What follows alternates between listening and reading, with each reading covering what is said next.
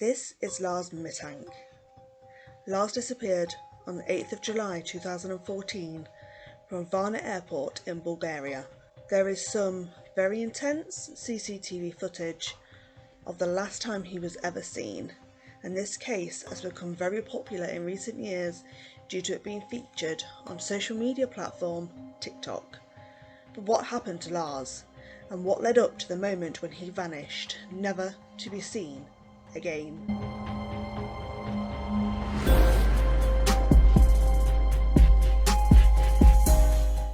Hello my lovelies, and welcome back to my channel. I know, I've been away for a super duper long time, but there are reasons for this, and those reasons are actually why I've been forced to change my channel into a podcast, at least just for the time being.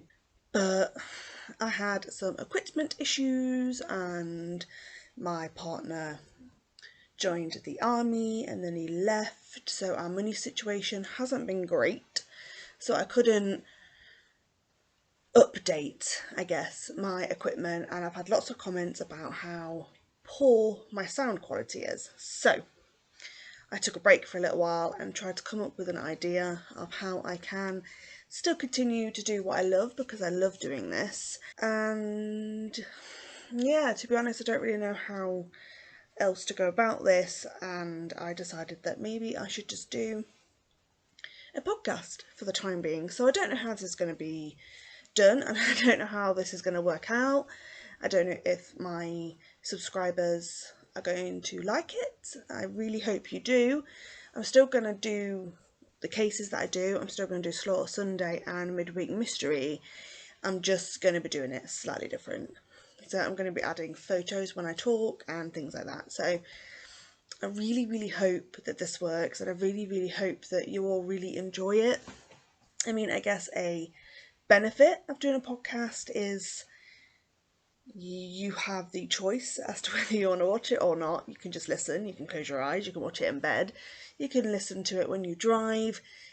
I mean, I suppose you can do that with normal YouTube videos as well, but I don't know, I'm kind of rambling now because I just want this to kind of go well. So I'm really hoping it does, and I really hope you enjoy it, and I'm really sorry.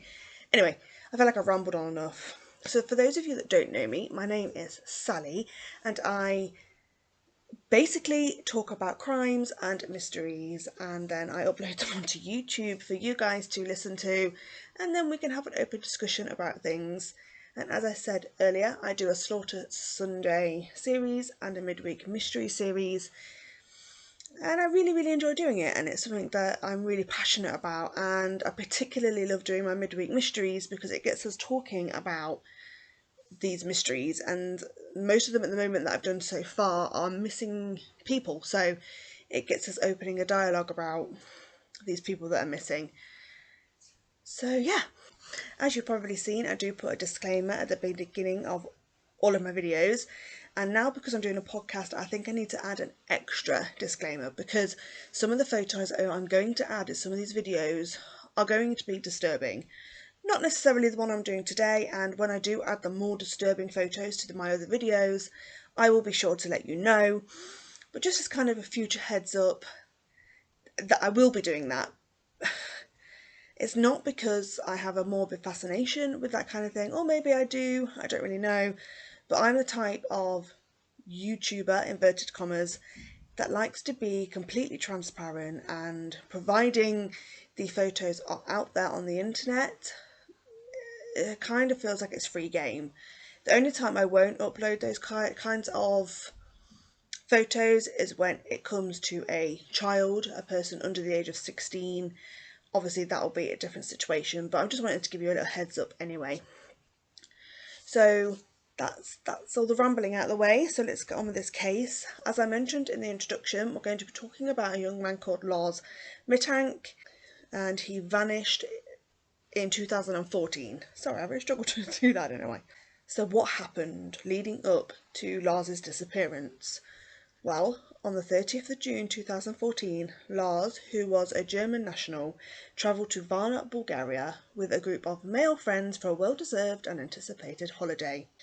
They arrived at the Golden Sands Resort in Varna and spent the next few days enjoying their holiday, going to bars, sunbathing, swimming, just enjoying the local atmosphere. And then on the last full day of their holiday, which was on the 6th of July, the group decided to go to a local bar in town. They went there to watch a football match between Bayern Munich and the team that Lars supported, which was Werder Bremen. Obviously, as you can probably tell, most of the locals supported the opposing team of Bayern Munich, and during this match a disagreement broke out between some locals and Lars. After Lars made what only can be described as a discriminating comment according to other people. This is not confirmed information, but apparently Lars made a comment about their culture or their team, and this disagreement was actually so bad that Lars and his friends were forced to leave the bar. Later that evening, at around 11:12 p.m, the group decided to go to a local McDonald's to get some dinner. Lars, for whatever reason, decided he was going to wait outside while his friends went inside and collected their burgers. When they came back out, Lars was gone. They had no idea where he had gone, but decided he had probably gone back to the hotel, so they returned to the hotel too. Once they got back to the hotel, they realised he wasn't there, but this didn't overly concern them. They ate their food and they waited for Lars to return back, and eventually, I would assume that they fell asleep. The following morning, Lars actually returned to the hotel with a crazy story to tell. He told his friends that he had been kidnapped and attacked all night by a group of 4 men, and these 4 men were 4 of the men that he'd met in the bar the day before. His friends were concerned and they had some questions that I think we all probably have, like they conclude that, for example, they concluded he must have gone with them willingly, as there was no noticeable struggle and no commotion was heard from outside of the restaurant where he was allegedly kidnapped. And this made them a little bit suspicious about what actually happened, because Lars wasn't the type of person that would just go off with people. So they were a little bit concerned, but they decided that they were just going to let it drop. And they did notice that Lars had some significant injuries. They decided that he needed to go and see a doctor before they flew home because he had markings and bruisings on his body, and Lars did actually decide to go and see a doctor. This is where he found out that he had a bruised jaw and a perforated eardrum. Because of this perforated eardrum, the doctor recommended surgery. However, Lars refused, not wanting to have surgery in Bulgaria. He'd rather have it when he got back to Germany. So instead, the doctor prescribed him some antibiotics, Saprosil, I think that's what they're called, and told Lars that he shouldn't fly home that day, as the air pressure in the cabin would actually make his injury more worse, and he could end up becoming deaf because of it. So once Lars returned to see his friends, he told them that he would have to stay behind for an extra day or 2. His friends said that they would stay with him, but he was insistent that they flew home as planned and he would just catch a flight the following day. Later that afternoon, Lars and his friends checked out of their Golden Sands resort together, and they actually all travelled to the airport together as well. His friends checked in to their flight and they flew home just as planned. Lars decided he would get a hotel for the night, which was close to the airport, because it just made more sense. You know, he was travelling home the next day. He'd actually managed to get a flight for the following day. So he just thought it'd make more sense for him to just stay close to the airport so there wasn't a massive commute to get there the following morning. So that's where he decided to book in to a hotel called the Hotel Colour Varna, which was about 14 minutes away from the airport. Once checked in, however, he spent the evening in his room, and this is where he began to act extremely paranoid and very strangely. In the late evening, he made a call to his mum where he told her to cancel all of his credit and debit cards. She didn't really ask him why, but told her son that she would do that for him, and they hung up. And then a few hours after that, he called her again, and this time he was whispering. And this is where his mum could tell that he was scared. She could hear the fear in his voice, and the whispering obviously contributed to that. He told her that 4 men were trying to kill him. Unfortunately, and a decision that she regrets to this day, is that his mum, Sandra is her name, she didn't really question this, and she didn't try and get more information out of Lars at this point. She just reassured him that he was coming home in a few hours and that she could just take care of him when he returned home, and this seemed to ease his worry, or so she thought. It also came up later that he was seen that evening on CCTV and by witnesses of the hotel pacing up and down the halls, and at one point he even left the hotel for an hour before returning back to his room. Nobody knows where he went and nobody knows why, which kind of adds to the mystery.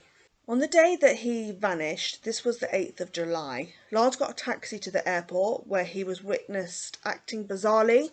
He was muttering to himself, he was looking around, he seemed extremely, extremely paranoid.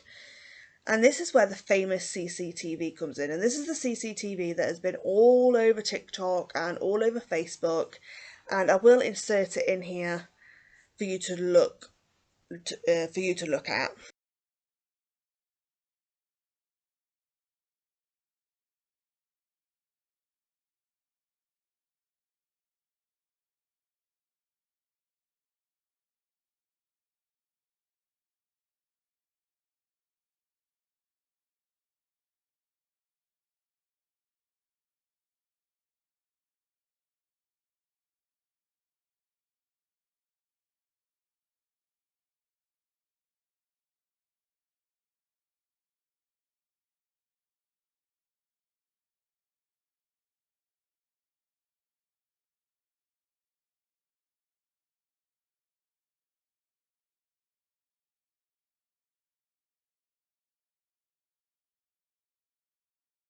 So Lars is seen on the CCTV entering the airport wearing a yellow t-shirt, black shorts, white trainers and carrying a backpack, and is obviously carrying his luggage bag in his hands. Once in the airport, he actually decides to go to the doctor's office at the airport just to check his ear to make sure he was perfectly okay to fly home. He is seen entering the doctor's room, and whilst in there, which isn't actually seen on the CCTV, but this is what the doctor later says, he seems normal to begin with. His ear was checked and he was told he was safe to fly home. But then a construction worker enters the room, which isn't unusual. The airport was having some work done, which included the doctor's area. It was all being renovated, and the construction worker basically just came in the room to ask a question. But at that moment, Lars shot up off his feet and shouted, quote, "I don't want to die here, I want to get out of here," end quote, before fleeing, leaving his luggage and his belongings behind.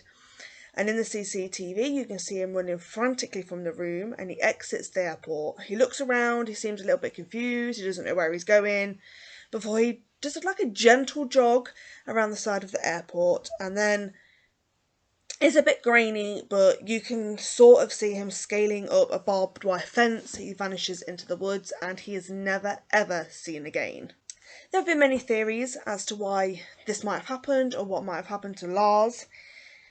The first is that his medication had an adverse side effect on him, but there is a massive issue with this theory. He never actually got his prescription. There are stories online saying that he took his prescription to the pharmacy, but it was later confirmed that he never actually received the actual physical medication, so he wasn't even taking it at the time of his disappearance. The second theory is drugs and alcohol. Was Lars addicted to drugs or alcohol at this time, which made him paranoid? This has also been debunked, as there's no evidence he was ever addicted to drugs or alcohol. Really close friends, family said that he'd never acted this way before. It was completely out of character. He never smelt of alcohol. He was never known to take drugs. So this really can't be proven. The third is a big one, which is mental illness. Was Lars suffering with some kind of mental health issue? Although there are no reports of him or any of his family suffering any kind of poor mental health, that doesn't mean that he wasn't. Personally, for me, it does sound like he's having some kind of mental health breakdown. The weird behaviour, the paranoia, the possibility of a fabricated story about being kidnapped, although he did have those injuries. It just could make people think that this is a likely theory as to what happened. And if this is the case, this could mean that he had just fled from the scene and was hiding. He was described as a very outdoorsy kind of person, so he maybe could survive in the woods, or he could have fled and ended up either hurting himself, as in the S word, or he could have accidentally hurt himself. Maybe he's starved to death, or maybe he's succumbed to the environment and his body still hasn't been found, That is one of the theories. The fourth theory is a head injury. When Lars claimed that he was kidnapped and attacked, it was clear that he had been hit in the general head area, as he had an injured jaw and a perforated eardrum. Could that have led to some kind of underlying head injury, such as concussion, that just wasn't picked up by the doctor? Head injuries are often linked to rapid changes in someone's behaviour. And as like the mental illness theory, did he really think he was being followed? Did he think he was being threatened, so he fled and either hurt himself or accidentally got hurt? And the fifth is, was he really being followed? Bulgaria is actually known for their crime. Things like sex trafficking and organ stealing are very common in Bulgaria. What if he wasn't being paranoid and there was a chance that he was actually targeted? Maybe he was sold into trafficking, maybe he was killed and his organs were sold. There is a good possibility that this is real. The only issue with this is that witnesses couldn't say for definite that they could tell that somebody was following him or that his life was in danger. Obviously, since he's gone missing, the police have been called and they've obviously been investigating this case. And when they arrived at the doctor's office at the airport, they found his belongings and they've looked through his phone and looked through his personal belongings, and they've never found anything that would suggest that he was paranoid to that extent or that anybody was threatening him. But that doesn't mean they wasn't, obviously. But there is no actual proof that that's a thing, so it's really hard to know whether that's true or not. But I want to know what you think of the theories, and if there are any others that I haven't mentioned, please leave them in the comment section below, and we can easily discuss them. I'd really like to hear what you think. But now what? Since his disappearance, this case has been highly publicised, as I mentioned earlier. Many people have actually become involved, including the FBI, but no one has ever found anything. Lars's personal belongings were obviously found and looked into, like I mentioned. Nothing was uncovered there. 5 years after he vanished, a truck driver in Dresden, Germany came forward and told police that he had actually picked up a hitchhiker who he took to Schildau, near Berlin. He didn't know who this was until later when he saw a news report about Lars, and he was 100% convinced that this hitchhiker was in fact Lars. But again, nothing came from this. This couldn't be verified. There are many open questions, like how did he even get back to Germany from Bulgaria, for one? It just doesn't make any sense. In the years since his disappearance, Lars's mother Sandra has fought extremely hard to find her son. She has been on many news channels, she's even hired her own private investigator. She has received photos from all over the world from people who think they've seen her son, and none of them have ever come to anything. She is, however, convinced that he's still alive and has just lost his memory, that he's living somewhere, not knowing he's even a missing person. This last year, in 2020, another photo of a homeless man came through to her, where she asked for more photos from the residents of that area, which again was in Germany and brings up questions. But anyway, this turned out not to be her son, and it was a devastating blow to poor Sandra. But that's actually all we know so far. I really, really hope that one day Lars is found and he's returned home to his mother. It would be wonderful if he was found alive. But if he is dead, then hopefully one day she will just be able to put him to rest, because it must be so hard than not knowing. But that's actually all the information I have. In the description box down below, I will leave links and phone numbers and additional information as to how you can contact somebody if you think you have seen Lars Mittank. And if you think you have, please come forward. Sometimes it is literally just the smallest things that actually help solve a case. And although I know a lot of my viewers are actually from the UK, it would be really, really helpful if you could share this story, share this information, share this video, just to try and get more word out there. I mean, it's been pretty popular anyway, but you never know. You never know what can come from something like this. But that's it. That's all I've got to say today. So thank you for being here with me today. I know this is a little different and I'm really sorry for that, but I hope you still enjoy my videos. Please let me know what you think. Please subscribe, like, comment. You can go over to my other social media accounts. I have a Passion of Crime Facebook page. I have a Twitter account. I have a TikTok, which is actually under my name of Sally McClardy. But yes, please, please, please go and do all those things for me. It would mean the world. I really hope you enjoy the rest of your day. be good, be safe, don't kill anybody, and just, have a wonderful day. I love you guys. Thank you for listening to me today. It really means the world. Bye. Jet planes in the night sky with you, getting high in the sunrise with you, getting through all the bad times with you. I wasn't missing a thing, no I do. And I wish that I could build a time machine, 'cause time moves on, and now you're gone. Oh, if only I could build a time machine, I'd come and get you. I can't forget you. I miss you, I miss you, I miss you all the time. I wish that, I wish that, I wish that you were mine. I miss you, I miss you, I miss you all the time. I wish that, I wish that, I wish that you were mine.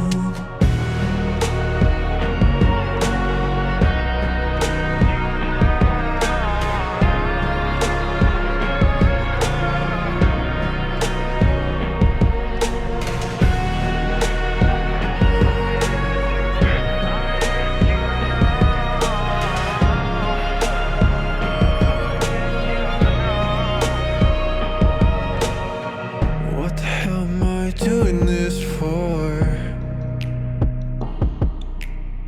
Lying here on my bedroom floor, finding peace in the memories of you.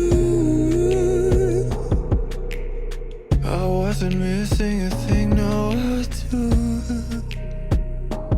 And I wish that I could build a time machine, 'cause time moves on, and now you're gone.